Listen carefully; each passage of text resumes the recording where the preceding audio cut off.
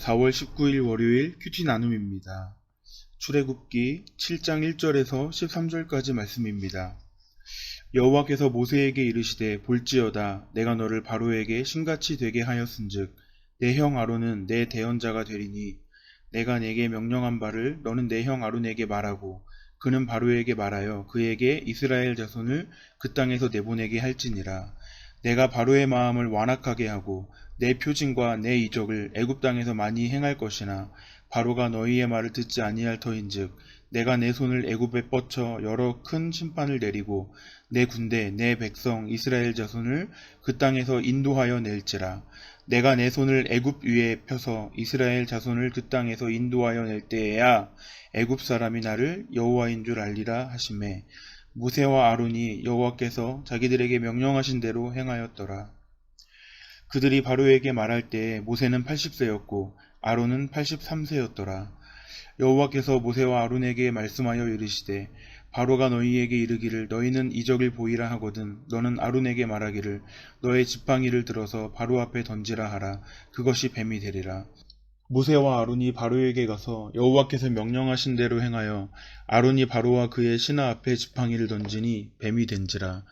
바로도 현인들과 마술사들을 부르매 그 애굽 요술사들도 그들의 요술로 그와 같이 행하되 각 사람이 지팡이를 던짐에 뱀이 되었으나 아론의 지팡이가 그들의 지팡이를 삼키니라. 그러나 바로의 마음이 완악하여 그들의 말을 듣지 아니하니 여호와의 말씀과 같더라. 아멘. 어제 주일 본문 출애굽기 6장 30절에서는 모세는 이렇게 고백합니다. 나는 입이 둔한 자이오니 바로가 어찌 나의 말을 들으리이까 라며 모세는 자신의 한계와 연약함에 대해서 하나님께 호소합니다. 그럼 모세에게 오늘 하나님이 말씀하십니다. 1절 말씀에 보면 하나님께서 모세에게 볼지어다 라고 말씀하십니다. 지금 모세가 바라보고 주목하고 있는 것은 무엇입니까? 자신의 연약함에 대해서, 자신의 한계에 대해서 주목하고 있습니다. 가혹한 노역으로 하나님의 말씀을 듣고 있지 않는 백성들을 바라보고 있습니다. 하나님의 부르심을 받고 순종하고 있지만 자기 자신에 대해서 또 진행되는 상황과 현실에 대해서 바라보고 집중할수록 절망만을 발견할 뿐입니다. 그런 그에게 하나님은 무엇을 집중해야 되는지를 알려주고 계십니다.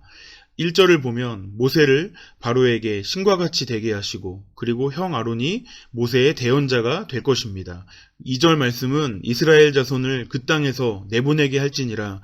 이렇게 모세를 부르셨을 때 이스라엘 백성들을 향한 하나님의 목적에 대해서 다시 한번 말씀해 주십니다. 또 3절에서 5절 말씀에도 보면 출애굽 과정에서 바로의 마음이 완악해져서 애굽 땅에서 하나님께서 행하실 일들에 대해서 말씀해 주십니다. 이 1절부터 5절까지의 말씀 모두 출애굽기 3장과 4장에서 이미 하나님께서 모세에게 해주셨던 말씀들입니다.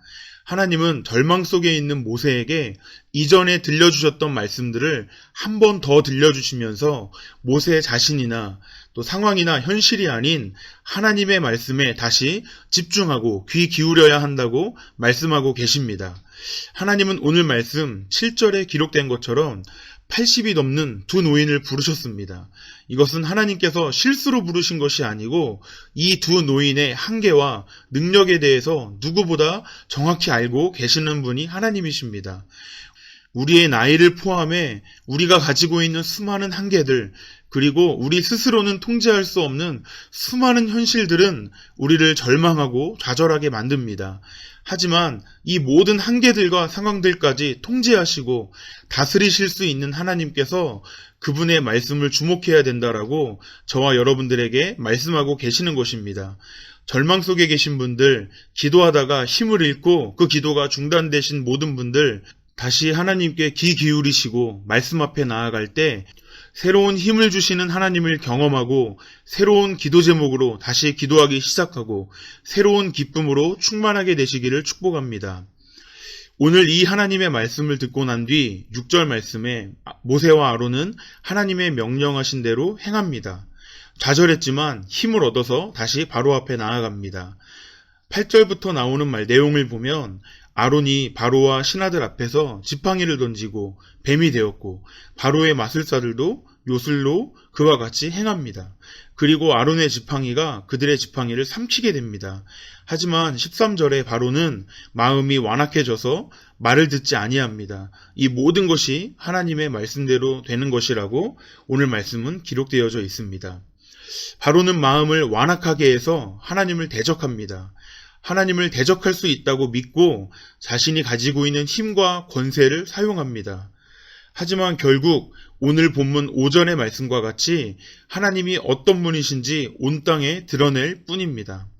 오늘 저와 여러분들의 내면 가운데 바로와 같이 마음을 완악하게 하고 끝까지 우리의 뜻을 관철하려고 하고 고집을 부리고 있는 그런 부분들이 있다면 그것을 정확하게 알게 되고 그 부분으로부터 돌이켜 순종하게 되기를 기도해야 되겠습니다.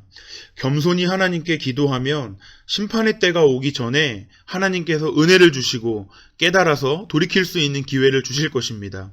역대하 16장 9절에 여호와의 눈은 온 땅을 두루 감찰하사 전심으로 자기에게 향하는 자들을 위하여 능력을 베푸신다고 하십니다. 오늘 그 능력을 경험해서 좌절과 절망의 자리에서부터 순종의 자리로 나아가게 되고 완악함과 고집을 부리고 있는 부분들이 있다면 그 부분을 발견하고 오히려 하나님의 뜻을 이루는 그 기쁨을 얻게 되는 저와 여러분들이 되시기를 예수님의 이름으로 축복합니다. 기도하겠습니다. 살아계신 하나님, 오늘도 귀한 말씀 주셔서 감사합니다. 오늘 하루 매 순간마다 저희들의 삶 속에 개입해 주셔서 하나님께 주목하게 하여 주시고 하나님이 어떤 분이신지를 경험하게 되는 은혜를 허락하여 주옵소서. 살아계신 예수님의 이름으로 기도했습니다. 아멘.